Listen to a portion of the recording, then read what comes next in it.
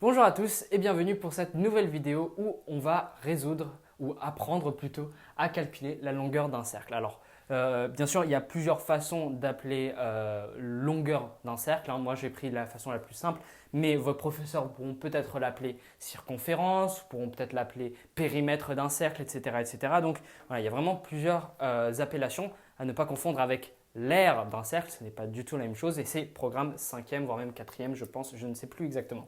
Mais bref, on va donc s'attaquer à la longueur d'un cercle. Je vais vous le donner dans le mille. Il y a une formule très simple à apprendre par cœur pour résoudre la longueur d'un cercle. C'est la suivante. P pour périmètre est égal à 2 fois pi fois r. Ou alors grand D fois pi. Les deux formules sont les mêmes. Elles désignent exactement la même chose. Alors, on va le décomposer parce que ça peut être assez cryptique pour certains, surtout pour ceux qui regardent cette vidéo dans l'espérance de découvrir le chapitre. Donc, 2. 2, c'est assez simple à comprendre, hein, je pense que vous savez déjà ce que ça veut dire. Maintenant, pi. Pi, ça c'est nouveau. Pi, pour ceux qui sont un peu plus malins et un peu plus curieux, pi, ça correspond à un chiffre mathématique qui est souvent associé justement à la géométrie et plus particulièrement toutes les géométries ou les calculs qui comprennent des cercles ou alors quelque chose de circulaire, un mouvement qui est assez circulaire. Donc pi c'est un chiffre mathématique et plus précisément il correspond à peu près 3,14 quelque chose quelque chose quelque chose. Et la particularité de ce chiffre, c'est le premier chiffre que vous rencontrez dans votre scolarité qui est un chiffre infini. C'est-à-dire, qu'est-ce que ça veut dire qu'infini? Non, sa valeur n'est pas infinie, sa valeur est bel et bien égale à 3. 3 c'est assez quantifiable, hein, c'est assez fini j'ai envie de dire. Mais en revanche, c'est la partie décimale qui est infinie. La partie infinie, en fait, c'est justement toute la partie qui est après la virgule. Mais ça restera toujours 3. C'est pas parce qu'un chiffre est infiniment long qu'il sera forcément infiniment grand. Non, ce sera toujours égal à 3. C'est juste qu'il y a plein de virgules après. Donc voilà. Je ne vais pas rentrer dans les détails de qu'est-ce que comprend pi, qu'est-ce que pi ou qu'est-ce qu'on peut faire avec pi. Jusque-là, j'ai vraiment juste envie que vous compreniez que pi est un nombre mathématique que vous pouvez utiliser sur votre calculatrice. Vous devez juste un peu savoir qu'il est à peu près égal à 3,14, mais sinon c'est tout ce que vous devez apprendre en sixième. Maintenant, R. R, ça correspond au rayon. Et le rayon, c'est pratique parce que je l'ai mis juste ici. J'ai mis que R est égal à 8 cm. Donc R égale 8 cm, je l'ai noté ici. Comment est-ce qu'on repère un rayon? Très simple, encore une fois, vous prenez un segment et c'est le segment qui va relier le centre à n'importe quel autre point qui est sur le cercle.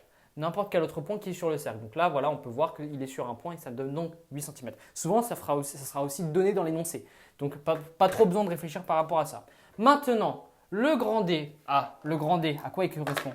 Le grand D, en fait, si vous pouvez le voir en fait, sur la formule mathématique, ici, le grand D, il correspond au double du rayon et il est plus communément appelé le diamètre. Donc, le diamètre, il correspond au double du rayon. Et en fait, ce sera justement le segment qui va passer par le rayon et qui va justement avoir deux points qui sont sur l'extrémité du cercle.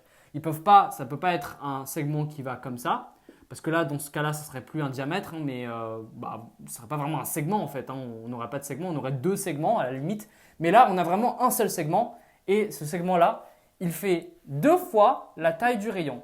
Et donc, dans ce cas-ci, je vous donne dans le mille, 2 fois la taille du rayon, c'est 2 fois 8, ça nous fait donc 16 cm. Notre diamètre est égal à 16 cm. Eh bien, c'est magique.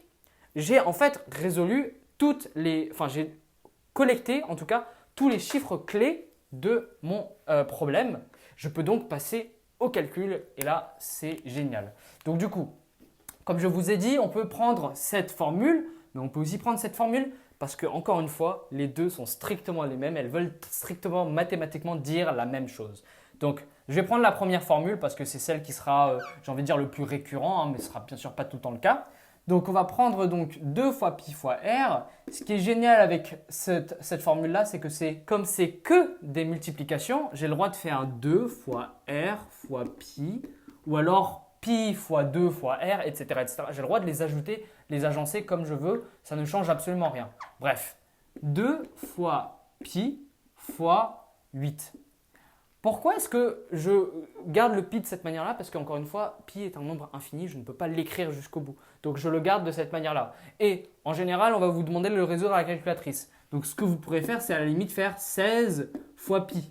Donc, parce que là, j'ai juste multiplié le 2 par 8. Voilà, donc 16 fois pi. Vous pouvez le faire à la calculatrice. Ça vous donnera à peu près, il me semble, 18. Si je ne dis pas de bêtises, hein, mais peut-être que je me trompe, je mettrai la valeur exacte sur le tableau. Mais sinon, voilà, je pense que ça sera à peu près tout. Ou alors, on peut vous demander en fait de faire une valeur approchée de pi. Et donc, dans ce cas-là, vous devez le résoudre en ligne. Donc, soit du coup, vous posez le calcul et vous résolvez votre multiplication et vous dites donc le résultat, c'est-à-dire le périmètre de C, du cercle C, et de nanana centimètres avec votre valeur approchée, bien sûr. Et voilà, je pense que ce sera à peu près tout pour cette vidéo.